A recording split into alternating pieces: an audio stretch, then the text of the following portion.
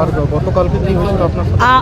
আমার মোবাইলটা সকাল ভোর 5:30টার সময় আমার কাছ থেকে ছিনিয়ে নেওয়া হয়েছিল এবং ছিনিয়ে নেওয়ার পর আমাকে বেশ খানিকক্ষণ পরে এসে বলছে আপনার মোবাইলটা বিপ বিপ করছে, আপনি একটু দেখুন তো। আমি মোবাইলটা যখনই টাচ করেছি, ওই ভদ্রমহিলা, ওই পুলিশ শ্রেয়ান্তিকা পাল না কি নাম, উনি আমার হাত থেকে আবার মোবাইলটা ছিনিয়ে নিলেন, নিয়ে আমাকে বললেন যে আপনি বসুন রুমে।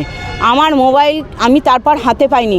বেলা 12টার পর যখন আমি মোবাইল হাতে পাচ্ছি, আমার কাছে প্রথম ফোনটা আসে যে কেকাদি আপনি কি শিলিগুড়ি গ্রুপে কোনো মেসেজ করেছেন?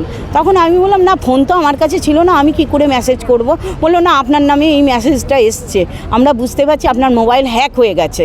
তা আমি তখন বাড়িতে যে অন হয়ে দেখছি বেলা 8টার সময় আমার নামে মেসেজ, সেই মেসেজটা কর্মীদের মন ভেঙে দেওয়ার মতন মেসেজ, কিন্তু আমি তো মোবাইল হাতে পাইনি।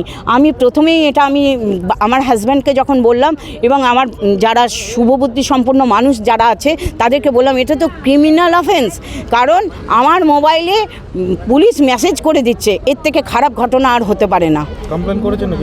না, আমি এখনও কমপ্লেন করিনি, কিন্তু এই মিডিয়ার মাধ্যম দিয়ে এবং আমরা এসডিওকেও কমপ্লেন জানালাম। এরপর আমি কিভাবে স্টেপ নিতে হয় আমি নেব।